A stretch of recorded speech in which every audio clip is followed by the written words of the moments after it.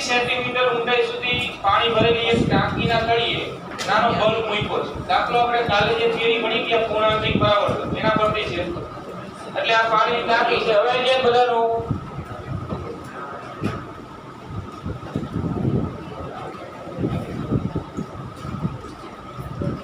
પાણીના ટાંકીના તળિયે પ્રકાશ ઉદ્ગમ તરીકે નાનો બલ્બ છે. પાણીથી સંપૂર્ણ ભરેલી છે અને આ જે ઊંડાઈ છે એની 80 સેન્ટીમીટર છે. હવે જો પ્રશ્ન કયો છે આ ગોઠવણીમાં કે બલ્બમાંથી ઉત્સર્જિત થતો પ્રકાશ પાણી અહીં ધ્યાન આપો. હવે બલ્બમાંથી ઉત્સર્જિત થતો પ્રકાશ પાણીની સપાટી પાસેથી કેટલા ક્ષેત્રફળમાંથી બહાર આવશે? આવો પ્રશ્ન છે. પાણીનો વક્રીભવન 33 આપણને આપેલો છે, બરાબર. અને બલ્બને એક બિંદુવત ઉદ્ગમ તરીકે ગણવાનું છે. એટલે આ ઉદ્ગમ છે, પ્રકાશ ઉદ્ગમ. હવે ધ્યાન આપો. જો બલ્બ જ્યાં ગોઠવો છે ને અહીંયા આપણે એક આમ લંબ વિચારી લઈએ. પહેલાં આકૃતિ પરથી જ, બરાબર. આમાં પણ આપણે આગળ વધવાનું હોય. આ લંબ દોર્યો છે બલ્બ જ્યાં મૂક્યો ત્યાં. હવે આપણને ખબર છે પૂર્ણાંતરિક પરાવર્તનની ઘટના કે બલ્બમાંથી જે પ્રકાશના કિરણો નીકળે એ પહેલાં ઘટ માધ્યમમાં ગતિ કરે અને ઘટ માધ્યમમાંથી પાતળા માધ્યમમાં જાય. પણ ક્યાં સુધી ઘટમાંથી પાતળામાં જાય? તો કે જ્યાં સુધી એ આપાત કિરણ જે તે બિંદુએ આપાત થાય ત્યાં જે આપાત કોણ બનાવે એ આપાત કોણનું મૂલ્ય ક્રાંતિકોણ કરતાં નાનું હોય. એટલે આપણે આ આપાત બિંદુ એક એવું મળશે અહીંયા આ બાજુ અને આ બાજુ બધે, બરાબર. બે સાઈડ આખું આમ પાત્ર વિચારો. પાત્ર છે, આ પાણીની સપાટી છે. બલ્બમાંથી ઉત્સર્જિત પ્રકાશ તો આમ ત્રિપરિમાણમાં બધી બાજુ જતો હોય ને. આકૃતિમાં આપણે ખાલી બે સાઈડ દર્શાવી શકીએ. દરેક સાઈડ વિચારવાની. આ બાજુ અહીંથી લંબથી જેટલા અંતરે આ બાજુ આ બિંદુ મળે એટલા જ અંતરે આમ દરેક બાજુ આખી સપાટી પર એવા બિંદુ મળે કે જ્યાં આપાત થતું પ્રકાશનું કિરણ એ આપાત કોણ IC જેટલો બનાવે. જો આ રીતે, બરાબર. આ લંબ દોર્યું તો અહીંયા જે આ ખૂણો બનશે આ IC, તો આ પણ કેટલો IC. આ અંતર અને આ અંતર કેવું હશે? સરખું. જો અહીં ધ્યાન આપો. આખું આ પાત્ર છે, બરાબર. પાણીથી ભરેલું છે. તળિયે બલ્બ મૂક્યો છે. આ પાણીની સપાટી છે. બલ્બને ઓન કરો એટલે બલ્બમાંથી જે પ્રકાશના કિરણો નીકળશે આમ બધી બાજુ તો આવે આમ. હવે એ પ્રકાશના કિરણો પહેલાં પાણીમાંથી પછી ક્યાં જાય? હવામાં. તો પ્રશ્ન છે કે પાણીની સપાટી પરના કેટલા ક્ષેત્રફળમાંથી એ પ્રકાશના કિરણો બહાર આવશે?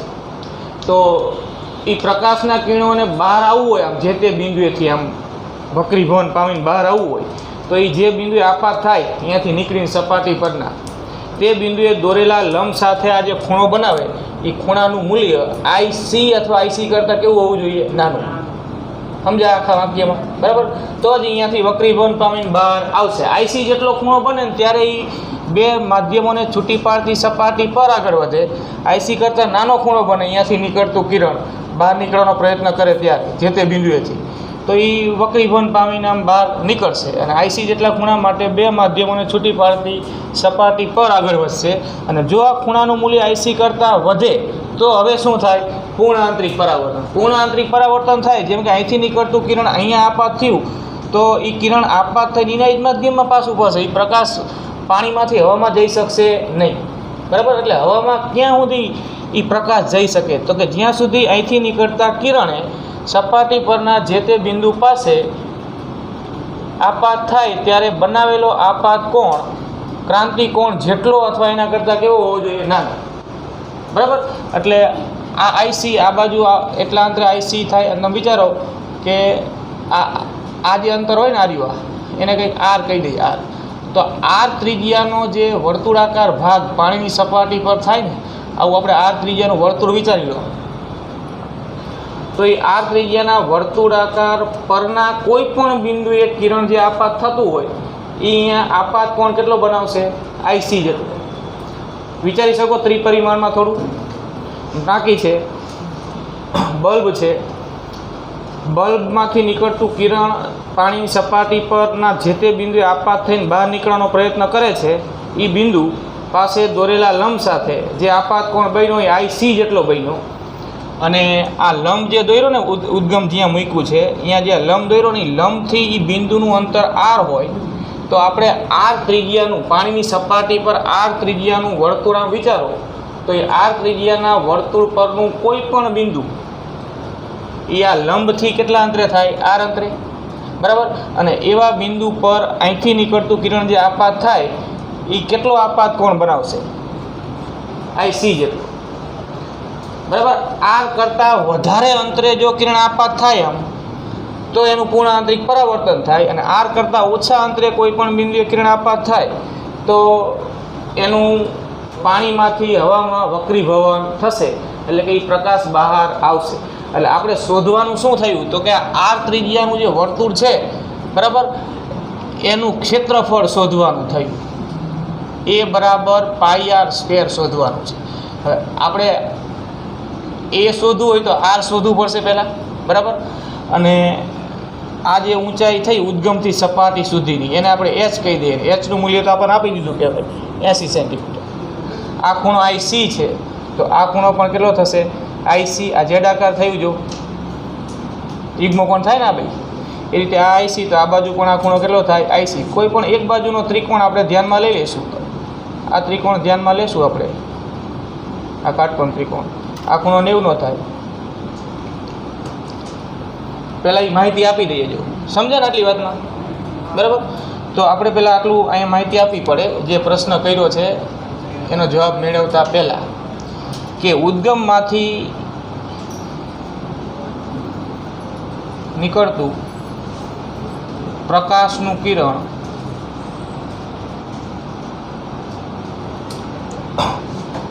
બે માધ્યમોને છૂટી પાડતી સપાટી પર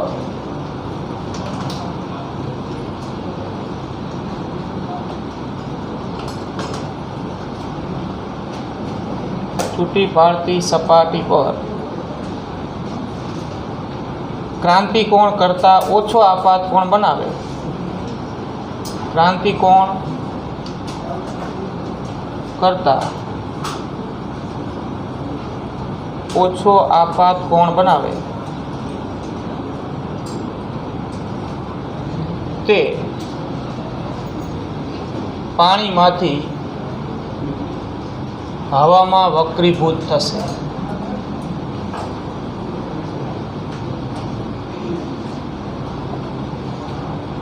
અને ક્રાંતિકોણ કરતાં મોટા આપાત કોણ માટે?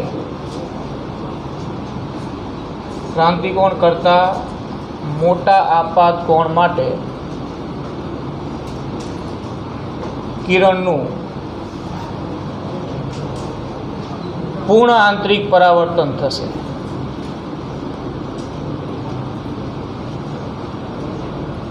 અને પૂર્ણ આંતરિક પરાવર્તન થવું એનો અર્થ જ થાય કે કિરણ પાણીના માધ્યમમાં જ પાછું ફરે, બરાબર. આ પાણી, આ હવા, એટલે ટૂંકમાં આર ત્રિજ્યાના વર્તુળાકાર ભાગમાંથી જ કિરણો બહાર આવી શકશે. અહીંથી ક્યાંયથી બહાર આવશે નહીં. તો બસ આપણે આર ત્રિજ્યાના વર્તુળનું ક્ષેત્રફળ શોધવાનું છે. તો હવે જો આકૃતિ પરથી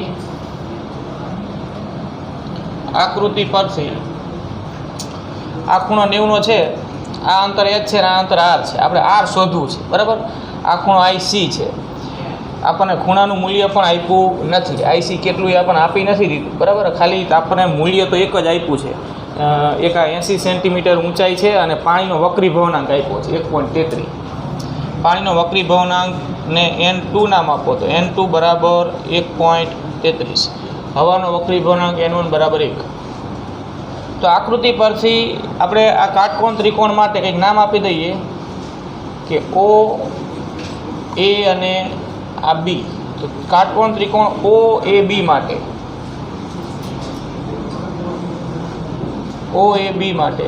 tan વિધેય વાપરીએ. જો અહીં ધ્યાન આપો, tan IC બરાબર સામેની બાજુ છેદમાં પાછળની બાજુ, r છેદમાં h થાય. આપણે શોધવાનું છે r મળે ને પછી એ મળે, બરાબર. r શોધવું પડશે. એ વર્તુળાકાર ભાગ પાણીની સપાટી પરનો કે જેની ત્રિજ્યા r છે, r મળી જાય પછી એનું ક્ષેત્રફળ મળી જાય.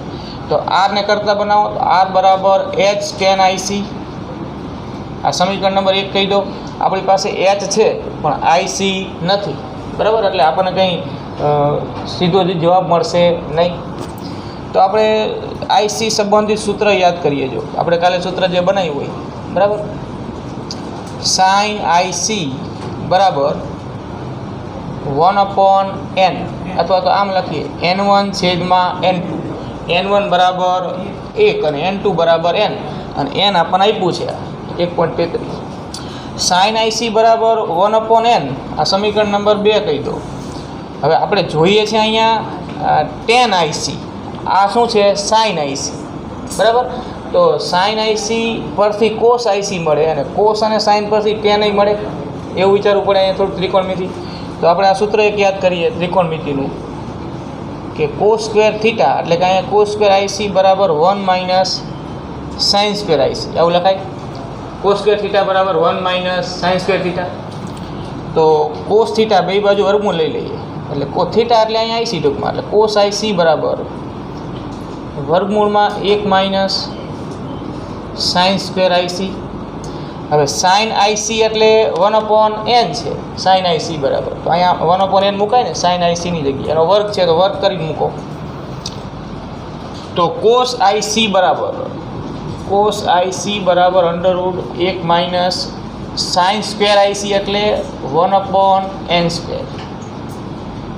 1/n², બરાબર.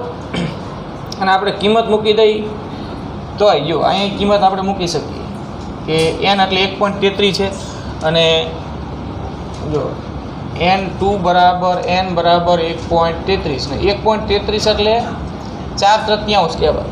4/3 કરો 1.33 થાય, એટલે અહીંયા nની જગ્યાએ 4/3 એટલે 3/, અંશમાં લખાય. એટલે સાઇન સ્ક્વેર આઈસી બરાબર 3/4 થાય. સાઇન સ્ક્વેર આઈસી બરાબર 3/4 થાય. તો આપણે અહીંયા 1/nની જગ્યાએ ડાયરેક્ટ અહીં કિંમત જ મૂકી દેવાય ને, બરાબર. આવું આપણે ન લખતા, ડાયરેક્ટ કિંમત મૂકી દઈજો કે સાઇન આઈસી બરાબર 3/4. તો સાઇન સ્ક્વેર આઈસી એટલે 3/4 નો વર્ગ, એટલે અહીંયા આવશે 9/16. સમજ્યા વાત? n2 બરાબર 1.33, n2 એટલે n, આ સૂત્રમાં n એટલે ઘટ માધ્યમનો વક્રી ભાવના, 1.33 એટલે 4/3. તો અહીંયા nની જગ્યાએ 4/3 મૂક્યા, એટલે 4/3 3 ઉપર જાય, એટલે સાઇન આઈસી બરાબર 3/4. હવે આ સૂત્ર આપણે વાપરું આ રીતે મળે, એમાં આ સાઇન સ્ક્વેર આઈસીની જગ્યાએ 3/4 વર્ગ થાય, એટલે કે 9/16 થાય. અહીંયા લસા લઈ લો, બધું વર્ગમૂળમાં છે, એટલે શું થશે? જો વર્ગમૂળમાં 16 - 9, 7/16, એટલે કે વર્ગમૂળમાં 7/4, 16નું વર્ગમૂળ નીકળી જાય. આ થયું કોસ આઈસી. હવે જો સાઇન આઈસી 3/4 છે, કોસ આઈસી વર્ગમૂળમાં 7/4 છે. સમીકરણ 1 નો ઉપયોગ કરીને આ બે કિંમત એમાં મૂકી દઈએ એટલે આર મળી જાય આપણને. હવે સમીકરણ 1 પરથી આર બરાબર h tan આઈસી.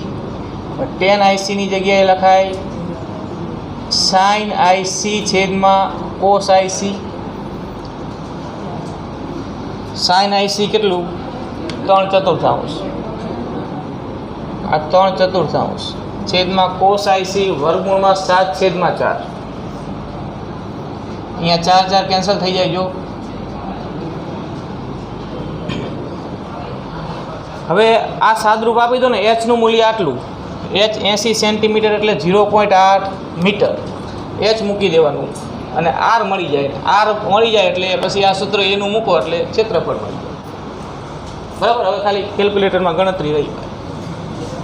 આ 0.8 3/4, 4/7, આ 4 કેન્સલ, એટલે r થયું 0.8 × 3/7. હવે ક્ષેત્રફળ જે આપણે શોધવાનું છે, તો ક્ષેત્રફળ a બરાબર πr², π 3.14, આરની કિંમત મૂકી દો, આનો વર્ગ, બરાબર. આ જવાબ આવે મીટર સ્ક્વેરના.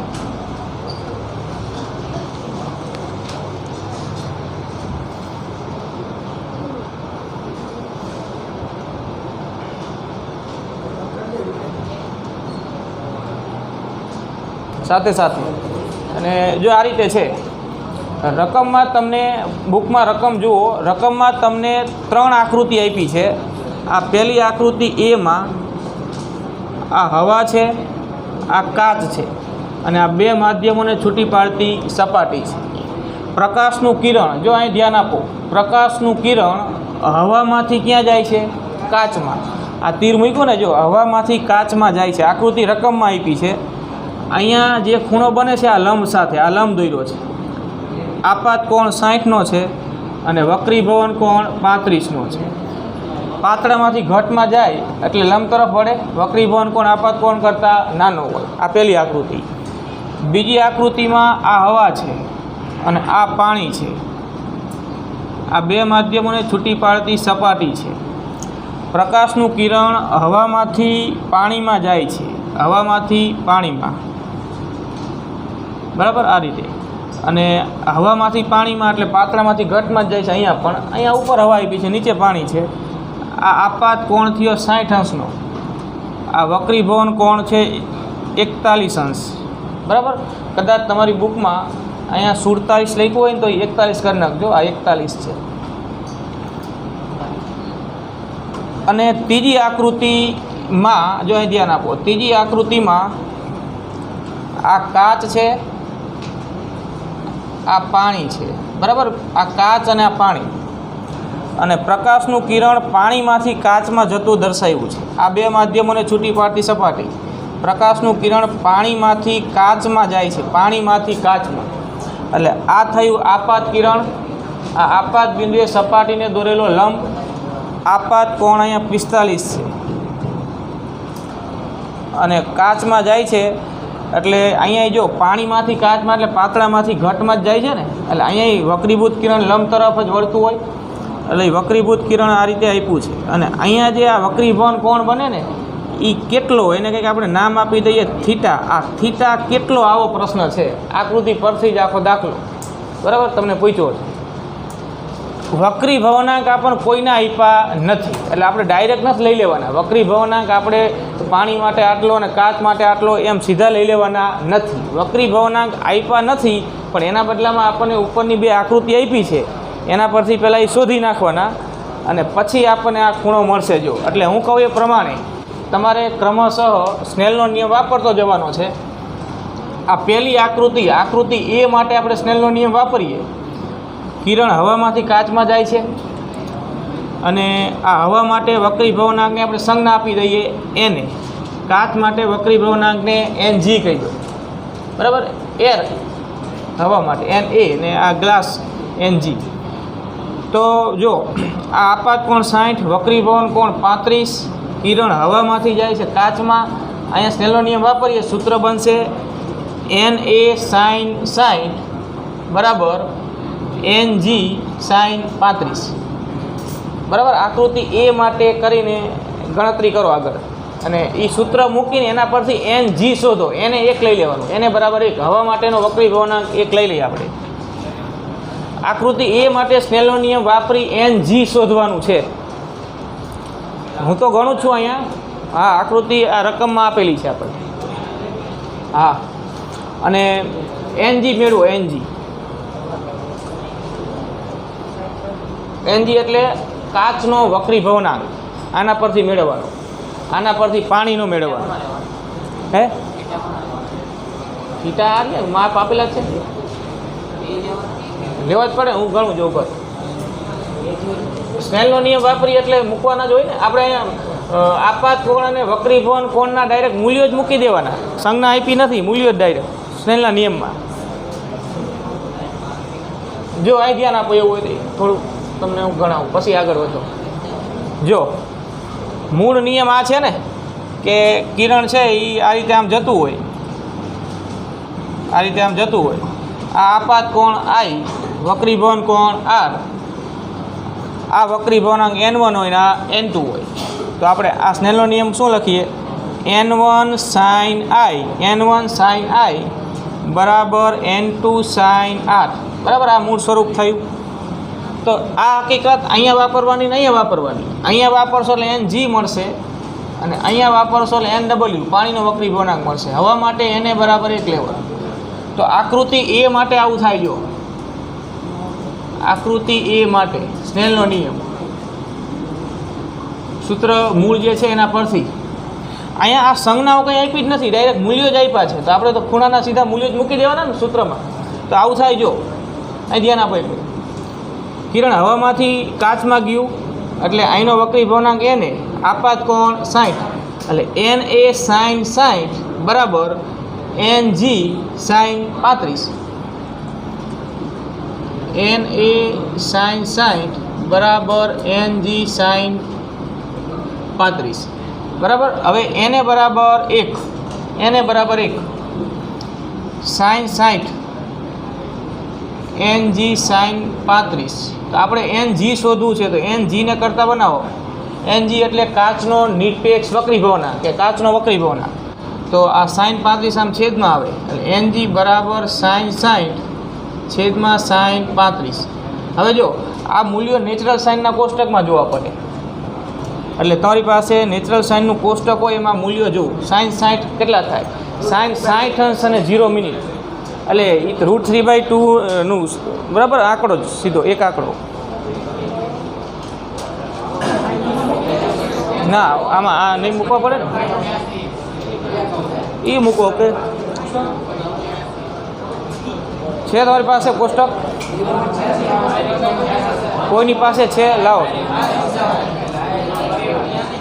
જો હવે તમને આ જોતા તો આવડે જ છે બરાબર. બસ હવે બીજી વાતો ના કરશો. આ કોષ્ટકમાંથી આ કિંમતો જોઈને અહીંયા મૂકવાની થશે. નેચરલ સાઇનના કોષ્ટકમાં 60 અંશ અને 0 મિનિટ એટલે 60 અંશ અને 0 મિનિટમાં 0.8660 એ કિંમત છે. 0.8660 બરાબર. અને એવી રીતે sin 35 નીચે તો sin 35ની કિંમત છે sin 35 અંશની કિંમત 0.5736. હવે આ બેનો ભાગાકાર કરવાનો એટલે 1.51 ng મળ્યું. હવે એવી જ રીતે આકૃતિ બી માટે સ્નેલનો નિયમ વાપરો અને NW શોધો આવી જ રીતે. અને જો તમારી પાસે પરીક્ષામાં કદાચ આવું ન આપે તો આ મૂલ્યો તમને રકમમાં આપી દીધા હોય કે sin 35 બરાબર શું લેવું કે sin 60.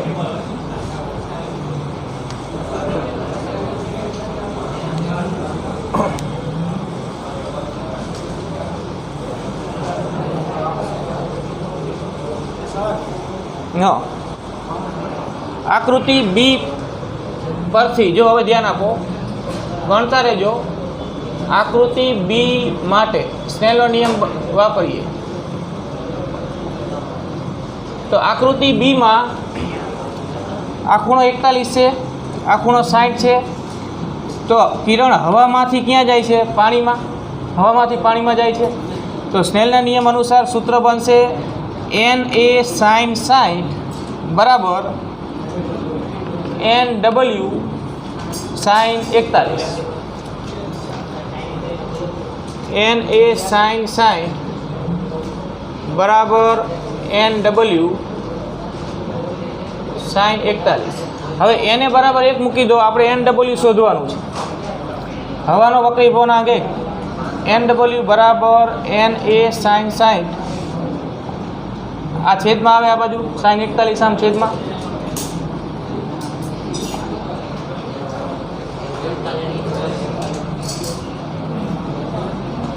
n એ 1 sin 60ની કિંમત આમાં જોઈ લેવાની. આમ તો આપણને √3/2 થાય sin 60. અહીંયા આપણે લીધું જ છે 0.8660 અને sin 41ની કિંમત છે 0.6561 એટલે આ ભાગાકાર કરો એટલે NW મળે. પાણીનો નિરપેક્ષ વક્રી ભવનાંક 32 બરાબર. હવે આપણે આકૃતિ એ અને આકૃતિ બી પરથી NG અને NW શોધી નાખ્યા. કાચનો વક્રી ભવનાંક અને પાણીનો વક્રી ભવનાંક. અને હવે આપણે આકૃતિ સી પરથી આ વક્રી ભવન કોણ શોધવાનો છે. તો હવે આકૃતિ સીમાં જે પાણીને કાચ આપ્યો ને એના વક્રી ભવનાંક આ વાપરવાના, આપણે શોધાઈએ.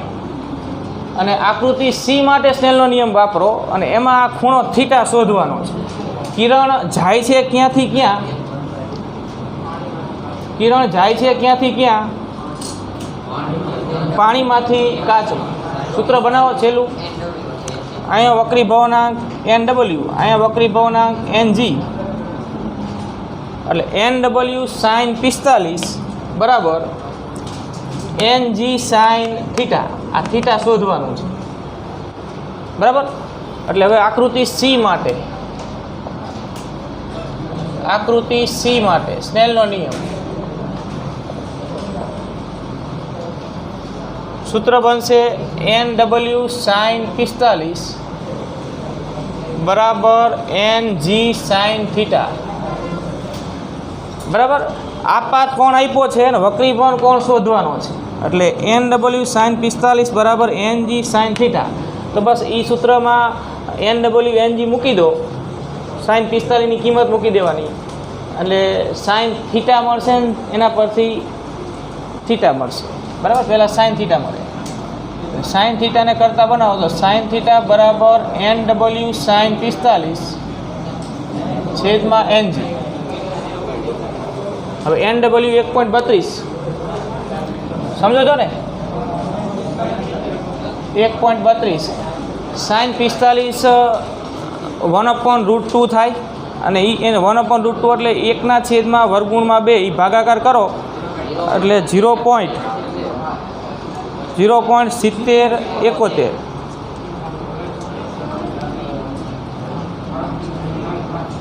અને NG આપણને મળ્યું છે 1.51. હવે આ ગુણાકાર કરીને આટલા વડે ભાગી નાખો ને એ sin થીટા મળે બરાબર.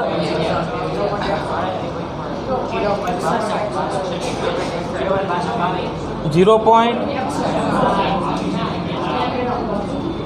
6222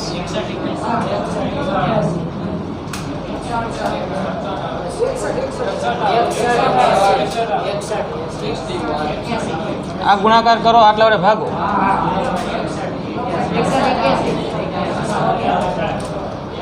હવે સાઇન થીટા બરાબર 0.6181 તો થીટા કેટલા એ નક્કી કરવા માટે આપણે આ આંકડાની નજીકનું જે હોય ને અંદર સાઇન નેચરલ સાઇનના કોષ્ટકમાં એ જોવાનું રહે અને એને અનુરૂપ ખૂણો કેટલો. તો 0.6181 માટે તમે આમાં જોશો 6170 6184 છે બરાબર. 0.6184 જે છે એ આંકડો 38 અંશ અને 12 મિનિટ માટે છે. 38 અંશ અને 12 મિનિટ માટે એટલે આપણે લખી શકીએ 38 અંશ અને 12 મિનિટ નિયરલી ઇક્વલ ટુ હોય લખી દેવાનું. કદાચ એકાદ મિનિટનો ડિફરન્સ હોય ને તો એ ચાલે. અને હવે આને માત્ર અંશમાં લખવું હોય ને તો 12 મિનિટ એટલે 0.2 અંશ થાય. તો થીટા બરાબર 38.2 અંશ આવી લખાય. અને આમ લખો તોય ચાલે. આ જવાબ આ અંશ મિનિટમાં અને આ માત્ર અંશમાં. સમજે આખી વાત બરાબર. એટલે પહેલી આકૃતિ પરથી આપણને NG મળશે. અહીંયા સ્નેલનો નિયમ વાપરશો એટલે સૂત્ર તો દરેકમાં સ્નેલનો નિયમ જ વાપરવાનો છે જે તે પરિસ્થિતિ પ્રમાણે. આમાં સ્નેલનો નિયમ વાપરશો એટલે NW મળશે. એ NG અને NW મળી જાય પછી અહીંયા સ્નેલનો નિયમ વાપરો એટલે થીટા મળશે. તમારે આ કોષ્ટકની જરૂર પડે આમાં કિંમતો જોવા. અને જો પરીક્ષામાં આ કોષ્ટક લેવાની મનાઈ હોય તો તમને આ બધા મૂલ્યો જે જરૂર પડે છે એ આપી દીધા હોય. પૂર્ણાંતરિક પરાવર્તનના આપણે ઉપયોગો એક બે સમજાવવાના છે અને ત્યારબાદ પૂર્ણાંતરિક પરાવર્તન જેવી ઘટના સાથે સંકળાયેલ કોઈ કુદરતી ઘટના એક સમજાવવાની છે બરાબર. પૂર્ણાંતરિક પરાવર્તનના ઉપયોગમાં પહેલાં હીરો અથવા તો ડાયમંડ જે આપણને એકદમ ચળકતો દેખાય છે તો એ હીરો કે ડાયમંડ ચળકતો કેમ દેખાય છે એની પાછળ કઈ ઘટના જવાબદાર છે જેનું નામ છે પૂર્ણાંતરિક પરાવર્તન અને કઈ રીતે એ જવાબદાર છે આપણે સમજાવીએ. અહીં ધ્યાન આપો કે હીરો પ્રકાશના પૂર્ણાંતરિક પરાવર્તનને લીધે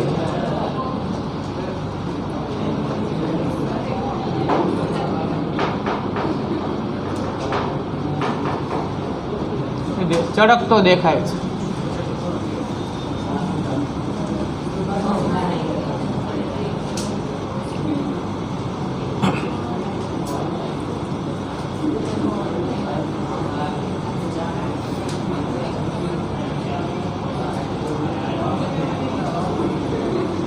હીરાનો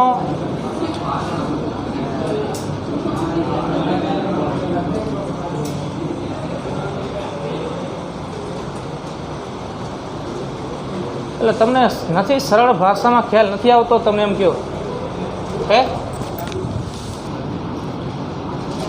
હીરો ઝળહળતો દેખાય છે એની પાછળ પ્રકાશનું પૂર્ણ આંતરિક પરાવર્તન જવાબદાર છે. કઈ રીતે જવાબદાર છે એ આપણે સમજાવીએ તો કે હીરાનો હવાની સાપેક્ષ ક્રાંતિકોણ, બરાબર, હવાની સાપેક્ષ ક્રાંતિકોણ આશરે 24.4 અંશ જેટલો છે આશરે. એટલે બધા હીરા માટે કંઈ એક્ઝેક્ટ આંકડો હોય નહીં, બરાબર. હીરાનું મટીરિયલ બદલાય એમ આ પણ બદલાય, પણ નિયરલી ઇક્વલ ટુ હીરાનો હવાની સાપેક્ષ ક્રાંતિકોણ આટલો હોય છે. હવે જો તમે વિચારો કે ક્રાંતિકોણ નાનો, બરાબર, અહીં ધ્યાન આપો છો, આ બે માધ્યમોને છૂટી પાડતી સપાટી છે, આ ઘટ માધ્યમ છે, આ પાતળું માધ્યમ છે. હવે ઘટમાંથી પાતળામાં જતું પ્રકાશના કિરણ માટે ક્રાંતિકોણ જેમ નાનો, તો એવા કિરણને ઘટમાંથી પાતળામાં જવાની શક્યતા ઓછી અને પૂર્ણ આંતરિક પરાવર્તનની શક્યતા વધારે. તમે વિચારો છો કે આ ઘટ માધ્યમ તરીકે હીરાનું માધ્યમ છે, આ હીરો છે, અને પાતળા માધ્યમ તરીકે હવા છે.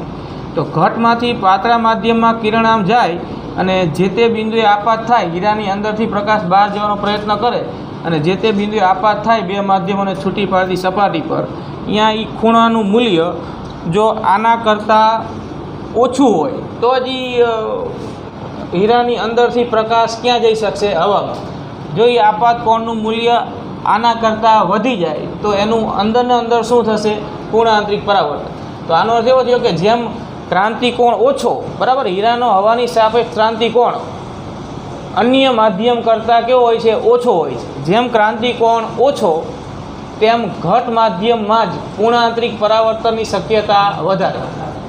ઓછો ક્રાંતિકોણ હોય તો ક્રાંતિકોણ કરતાં મોટા આપાત કોણ બનવા માટેની શક્યતા વધી જાય. એનો અર્થ કે પૂર્ણ આંતરિક પરાવર્તનની શક્યતા વધી જાય, જે નાનો છે, બરાબર, બીજા અન્યની સરખામણીમાં. તો હવે આવું છે એટલે હવે થાય શું? જો આપણે ખાલી રેખાકૃતિ દોરીએ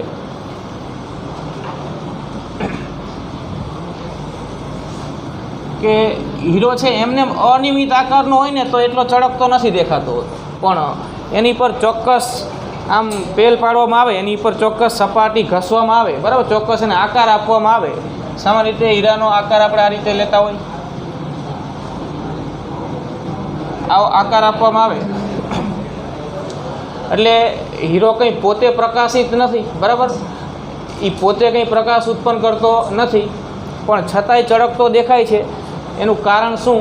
તો કે હવામાંથી પ્રકાશ આ માધ્યમમાં, હીરાના માધ્યમમાં પ્રવેશે એક વખત, બરાબર, સૂર્યપ્રકાશમાં મૂકો એટલે હવામાંથી પ્રકાશનું કિરણ, બરાબર, આપણે કોઈ પણ આમ લઈ લઈએ, જો જેમ કે આ કોઈ પ્રકાશનું કિરણ હવાના માધ્યમમાંથી આ હીરાની સપાટી પર કોઈ બિંદુએ આપાત થઈને પ્રવેશે છે, આમ લંબરૂપે આપાત થતું હોય તો આપાત કોણ, પરાવર્તન કોણ શૂન્ય થાય. એ સીધા માર્ગે આગળ વધશે, એનું વિચલન પણ નહીં થાય. હવે શક્યતા આવી વધારે હોય જો કે આ કિરણ અંદર દાખલ થઈ ગયું. હવે દાખલ થયા બાદ આ સામેની સપાટી પર આપાત થાય કોઈ બિંદુએ, અહીંયા જે આપાત કોણ બનાવ્યા એ આપાત કોણનું મૂલ્ય જો આ ક્રાંતિકોણ કરતાં વધી જાય તો એનું એના જ માધ્યમમાં શું થાય? પૂર્ણ આંતરિક પરાવર્તન. અને આ ક્રાંતિકોણ જેમ નાનો એમ અહીંયા આપાત કોણનું મૂલ્ય ક્રાંતિકોણ કરતાં મોટો થવાની શક્યતા વધારે. એટલે આ ખૂણો સરળતાથી આના કરતાં કેવો મળતો હોય છે? મોટો. એટલે એ કિરણ હવે અહીંથી આમ હવાના માધ્યમમાં પારગમન નહીં પામે, એનું અંદરને અંદર શું થવાનું? પૂર્ણ આંતરિક પરાવર્તન. એટલે અહીંથી એનું પૂર્ણ આંતરિક પરાવર્તન થાય. એ બીજી કોઈ સપાટીએ અહીંયા ક્યાં આપાત થાય એ સપાટી પર દોરેલા લંબ સાથે એ જે ખૂણો બનાવે, બરાબર, એ ખૂણાનું મૂલ્ય ક્રાંતિકોણ કરતાં મોટું હોવાની શક્યતા વધી જતી હોય. એટલે અહીંયા શક્યતા વધારે હોય પૂર્ણાંતરિક પરાવર્તન. એટલે અહીંયાથી પૂર્ણાંતરિક પરાવર્તન પામે આ રીતે, બરાબર. અંદર કિરણ જે તે બિંદુએથી આમ પૂર્ણાંતરિક પરાવર્તન પામ્યા કરે, અને પ્રકાશનું કિરણ એક વખત અંદર દાખલ થઈ જાય પછી એનું ઘણી બધી વખત અંદરને અંદર પૂર્ણાંતરિક પરાવર્તન થાય, અને ઘણી બધી વખત આમ પૂર્ણાંતરિક પરાવર્તન થતું હોવાથી અંદર પ્રકાશ વધારે સમય જળવાઈ રહે છે. એટલે હીરો કેવો દેખાય છે? ચળકતો. કારણ એટલું જ કે હીરાનો હવાની સાપેક્ષ ક્રાંતિકોણ ઓછો હોવાથી અંદર દાખલ થયેલો પ્રકાશ બહાર જવાનો પ્રયત્ન કરે ત્યારે એના પૂર્ણાંતરિક પરાવર્તનની શક્યતા વધારે હોય છે. જેમ વધુ પૂર્ણાંતરિક પરાવર્તન થાય અંદરને અંદર ઘટ માધ્યમમાં જ, એમ હીરો કેવો દેખાશે? ચળકતો. અંદર પ્રકાશ જળવાઈ રહે, બરાબર. બસ આટલી જ વાત આમાં કરવાની છે. આ ખાલી રેખાકૃતિ છે, તમે દોરી નાખજો કોઈ પણ, બરાબર. આ રીતે આમ દર્શાવી દેવાનું, અંદર થોડા ઘણા આમ પૂર્ણાંતરિક પરાવર્તન થાય છે એ હકીકત દર્શાવી દેવાની.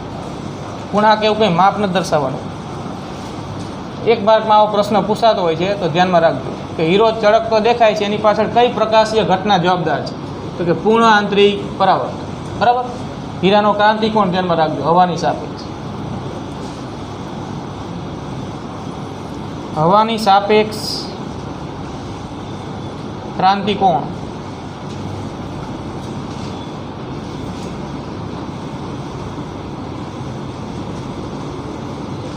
ઓછો હોવાથી હીરામાં પ્રકાશના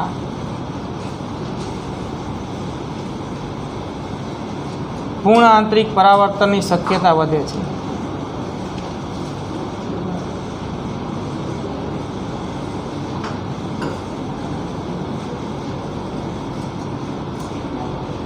માટે હીરો ચળકતો દેખાય છે.